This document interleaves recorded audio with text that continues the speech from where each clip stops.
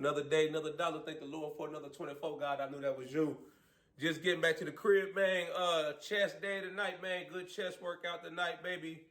Getting right into the video, man. I'm talking more about corrections. You know, I've been dropping videos for new correctional officer hires, people that's interested in the job, want to know more about the job. You know, I've been dropping videos the past few months on my YouTube channel, you know, just educating people on the hiring process, the salary pay, what to expect, people that's going through the hiring process, what's the training academy like, the retirement, all that, man. So if you got any questions, you know, you could go back, watch some of my older videos. You can hit me up on here. You know, if you got any questions, you know, I've been getting a lot of great feedback. And like I've been saying in all those videos, I help anybody out to the best of my ability, man, you know. But getting right to the video, man, I wrote down some prison slang that you may encounter working inside a prison. You know, all my new hirees, you know, you're bound to run across some of these terms at one point in your career. You know, different facilities, different prisons, different jails, they may call it different things, you know, but, you know, I've worked at 3 different facilities, 1 county jail, 2 different federal prisons in 2 different states. I've been in for 12 years now, you know. So I'm just run off these real quick, man, and quickly explain what each of them means, you know. The first one we got is hooch. H-O-O-C-H. Hooch is basically homemade alcohol. You know, the inmates, you know, they got a lot of time on their hands, you know, when they're in there, man. You know, they still like to do the stuff that we do in the free world, you know, drink, get high, take drugs, K2, smoke dope, you know, stuff like that. Are they supposed to have that? No. Are they going to do it? Yes. You know, it's just what it is, what it is. That's what goes down in prison. You know, prison's going to be prison at the end of the day. But hooch, they take some fruit usually, they put it in a bag or something, and they put it like in a warm area. You know, they let it ferment, and it turns into like a homemade wine. You know, they may try to hide it, you know, in their lockers. You know, the inmates that walk around with tools during the week, during the daytime, you know, the orderlies and stuff, they may unscrew something in the bathroom, like by a shower where it's hot water running or something, hide it in there, you know, screw it back. You know, it's our job to find it, you know, confiscate it, write them a shot. If it's in a common area at my prison, we usually punish the whole unit. You know, they might lose the TV privileges for like 24 hours. That's one of the new rules our captain put out. You know, if they find hooch in a common area, you know, so everybody has to pay basically. What else we got? Shakedown. Shakedown is basically when you go into an inmate cell, you know, you search their cell, you search their locker, you search, you know, under their beds, you know, all in the crevices, you know, you going through their stuff, their property, you looking for contraband, you know, stuff they're not supposed to have, excess clothing, contraband being cell phones, narcotics, the hooch I just mentioned, cigarettes, stuff like that, you know, excess gambling, stamps, you know, stuff like that. That's what basically a shakedown is. The bean hole is basically the food slot. You know, if you look like in the lockdown units, you know, they have like a little slot, you know, and you usually unlock it, open it up. That's usually where you give the inmate their food, their medication, their mail, stuff like that. I will say this, man, you know, to all my new people, you know, you don't never, ever, ever, when you open the bean hole, especially like in a lockdown unit, you never want to put your face down there in the bean hole. I'm telling you, man, trust me. Never put your face, man, because you're giving the inmate an opportunity to possibly reach out, boom, punch you right in the face. They may have been mad at the CO from the previous shift, you know. They may have concocted a unpleasant substance, you know, if you can only imagine, you know, bodily fluids, feces, stuff like that, put it in a cup. You know, as soon as you open it up, man, they like, whoever the next CO is, I'm going to gas them. They're going to get you, man. They might try to throw it out. So always when you around the bean hole, man, lockdown units, shoes, special housing units, try to always be conscious when you open that bean hole. You know, I try to look in the window before I open it, make sure they don't have nothing in their hands. I never put my face down there, nothing like that, man, you know. Let's see what else we got. mandatory. You got mandoed. That basically means you got forced to work another shift. You know, you got to do mandatory overtime. You may hear people say that a lot, man, depending on your prison, how much overtime they got, man. That's a common theme that's been going on in prisons and jails nationwide because we short on officers.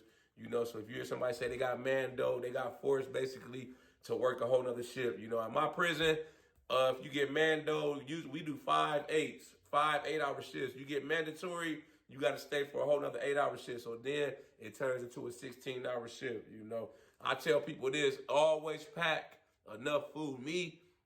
I do a lot of overtime anyways, volunteer because I like the extra money. But even if I didn't, I always make sure I pack enough food for 2 shifts just in case, because you never know. You know, you may not, depending on where your prison is, it may be in the middle of nowhere.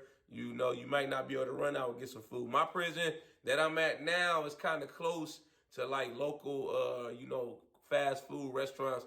So we get mandated, the supervisor, the sergeant, or lieutenant. They usually cool about getting us some relief so we can run out, get some food. But you may not always have that situation. You know, my last 2 prisons, they were kind of in the middle of nowhere. So if you got stuck, you better have some food, or when the inmates eat, go down there and get you a tray, from the chow hall. What else we got? Checking in. Checking in is basically when an inmate doesn't feel safe on the unit, on the general population. They may have they may have ran up a gambling debt from gambling, playing cards. They owe another inmate a lot of money, so they can't pay them. Some of them may check in for that. Certain prisons, you can't have certain charges when you at those prisons. Child molesters, rapists, they can't go to certain prisons, So if they mistakenly get sent to the wrong prison, as soon as they hit the yard, they got their paperwork saying what their charges is. When the inmates find out, they may be like, "Yo, look, check it out. You got to get up off of this unit, or we gonna get you up off this unit, man." They either gonna try to put a knife up in them, assault them, stuff like that. So when the inmate comes to you as an officer saying they want to check in, they don't feel safe no more, man. Your job is to secure that inmate. Call the supervisor or the compound officer, the officer that's working the yard, and have them to come get that inmate off that unit, man, so we can put them in a secure unit, What else we got? Chow. You hear chow often. That means basically when the inmates go to eat, So when, say you work in a unit, they usually call the units maybe one at a time, then they wait to the chow hall where they eat at they wait till it clears out, then they may call another unit. So when they get on the walkie-talkie and call you, they might be like, for example, Unit A3, senior inmates to child. You go out as an officer, announce it loud so everybody can hear it. I usually be like, child. I say it about 2 or 3 times. Child, child, child. Then the other inmates, they'll holler, to make sure everybody heard. I might do a walkthrough, do a round, make sure everybody heard it. Nobody in their sleep, so they can't say they missed chow or I didn't call it. So chow's basically when they go to eat. Let's see. PC. PC basically means protective custody. Going back to checking in, that's like protective custody. PC unit is usually like a unit where just like it's nothing but child molesters in that unit. They're separated from the regular population of inmates. They do everything separate. They go to lunch separate. They go to the rec yard separate. They do everything separate. They can't mix, with the regular population just because of their charges, the nature of the charges, man. That's kind of frowned on, in a prison setting. That's like the bottom. A lot of inmates don't tolerate, child molesters and whatnot. Shot caller, pod father. If you hear that, that's like the inmate on the unit that's usually running things on that unit. They may be in charge of a gang. They may be over the gang. Prison, it's a lot of gangs. Depending on the prison you at, it may be more prevalent, or depending on if it's a lower security prison or like a dropout yard where inmates were at another prison, they were in a gang, but they don't want to be in the gang no more, then they may get transferred to that prison. There may not be as many gangs, but the gangs you may have like Hispanics, like Mexican mafia, whites, Aryan Brotherhood. The blacks may be like DC, the Black Gorilla Family, the Bloods, the Crips. Sometimes, like I know in the federal system, it's a lot of times depending on the prison and the nation, wherever the prison is situated at in the U.S., it may be the gangs may be ran by like where that inmate is from. So you may have the South car. They call them cars. Like it basically mean cars mean gangs, but they may have like the Midwest car. They may have the Georgia, the Florida car. They may have the whites car, the blacks car, the Hispanics, the Serranos, Paisa. It's so many different gangs, man. It's like, man, there's like a whole, we call it SIS. That's like the investigation part of the officers. You know, they in charge of investigating the gangs, identifying what inmates are part of which gang. They do that by like looking at the tattoos, who they hang with, stuff like that. So if you hear like a shot caller or a pod father, that's like the person that's in there running things. They got a lot of influence. They might have been in the game for a long time. So, you know, they calling the shots. You know, like they want an inmate assaulted. You know, they're the ones that's going to be like the people underneath them. Yo, y'all go hit that inmate. And they may assault them, stab them, stuff like that, man, you know. Keister ran in, smuggling in contraband. That's basically like an inmate in the jail setting. They may come in, they know they're going to jail or something. They may take a balloon or something and they may stick it up their rectum, try to hide it, you know, around their private areas. Women may try to hide it around the breast area. It's basically like contraband, stuff they're not supposed to have, like drugs, narcotics, weed, cocaine, stuff like that. They may try to keister in stuff they're not supposed to have in visits. You know, they may say they got a visitation with the family. A family member come in, a girlfriend come in, the dude may kiss her. She may have balloons filled with like cocaine. So I've seen this happen before. The inmate swallowed the balloons. You know, he got caught. He had to go into an isolation cell until he used the bathroom, defecated. And the supervisor, the sergeant or lieutenant, they had to put on gloves and go through his feces and recover the contraband, you know. So that's what smuggling in contraband is. A kite, like, you know, you got a kite, you out flying a kite in the sky. A kite is like a note that inmates may use to communicate with other inmates. You know, you see that a lot, like in the lockdown unit, the special housing units. Like you could sometimes, like you work the units that's locked down. If you look down the range, all the inmates are locked in their cells, but across the floor, you may see like a little note or piece of paper attached to a string, and they'll be throwing it across the hallway to the cell across of them. They're basically communicating. You know, sometimes they may be saying stuff in there that may be illegal, discussing stuff that's going on in the prison. So, you know, you got to stay on top of that too, man. Try to intercept them if you can and whatnot. Paperwork. Paperwork is basically inmates, their background, their papers. You know, it tells what their charges is, what they're in prison for. You know, it's like I said, certain prisons you can't have certain charges. So like, especially like the high security prisons, the penitentiaries, man, where it's like a lot of violence, a lot of politics, a lot of gangs. You gotta have your paperwork. So when a new inmate comes in there, they already know when they go into that type of yard. A lot of times they have to have their paperwork to let the other inmates know what they're in there for. You know, if they don't have their paperwork, it's kind of like an unwritten rule. They have to get their paperwork within like 30 days, depending on what gang they're in. You know, they usually coordinate. If they don't have their paperwork, you know, they may get with their counselor or case manager when they get there and be like, you know, I need my paperwork, you know, and it's basically saying what their charges is. Make sure they didn't, you know, tell on nobody, snitching, you know, child molester, stuff like that. Because those people, like I said, they can't walk certain yards, certain prisons. It's kind of frowned upon by the other inmates.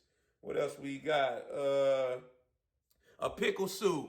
A pickle suit is when an inmate goes on suicide watch. They're feeling suicidal, trying to kill themselves, harm themselves. So what we'll do with a pickle suit, we'll take that inmate, strip search them. We take all their clothes off. They don't get no type of clothes, and they get what's called a pickle suit. It's like a dark green special suit, and they wear it around their body. You know, they don't have any other clothes besides that. And basically, it's like tear proof. So they can't tear the suit, the material, and whatnot, try to make like a string to hang themselves. So when they're on suicide watch, they'll be in a cell by themselves with a pickle suit, and it'll be like an officer assigned just to sit there and watch them, make sure they don't try to harm themselves. And you got to document every 15, 30 minutes what they're doing, in like a note. They give you like a special notebook. With the prison I'm at now, they actually have inmates that do it. I had never seen nothing like that until I transferred to this prison. They have actual inmates that sit there and watch other suicidal inmates. Like I said, I had never seen nothing like that. But they're trained by like the psychologists and the psych staff that work in the prison, and they tell them they go over. It's a whole program. They do like 4-hour shifts. All the inmates that are in that program, once they pass the program, and they sit there and watch the other inmates that's on suicide watch. Of course, the officers that's working that unit, wherever the inmates on suicide watch, they still make rounds too, check in and whatnot. What else? You got SHU. I just talked about SHU a little earlier. SHU stands for Special Housing Unit. That's the lockdown unit where the inmates are locked in their cell, usually like 23 hours, and they come out for like maybe 1 hour, maybe for rec. They may have their showers in their cell, so they don't have to come out for anything else, besides rec, or like say a counselor or the case manager comes on the lockdown unit and they want to meet with them. Inmates basically go to SHU when they get disciplinary, then when they get to a fight or they have drugs, they're not in the area they're supposed to be, escape attempt, assault on a staff member, they go to segregation, for a certain amount of time. That's basically what the SHU is, man. That's it, man. I don't know. Like I said, I done ran through that real quick, man. I hope some of these terminologies help, man, to the people that's interested in corrections, that's about to start. Like I said, you may run across some of these terms, so you can run this video back, and you can see, what I was saying and then breaking it down. So you hear it when you on the unit or you working on the shift. Oh, yeah, I remember what he was saying in that video, Y'all like this video, make sure you subscribe to my channel at The Ghetto Bodybuilder. Follow me on TikTok, Instagram at The Ghetto Bodybuilder. I got merchandise for sale. Shop with me, www.theghettobodybuilder.com. This is one of my shirts right here. Grind harder. I got a lot of motivational, uplifting, gym, fitness related hoodies and t-shirts on my website, man. But yeah, I hope this video helped, man. Get you familiar with some new terms or prison slang that you may hear working within a prison, Y'all got any questions, like I said, make sure you hit me up, DM me, drop comments on this video. Let me know what you think, baby. Y'all know how we coming. Let's get motivated.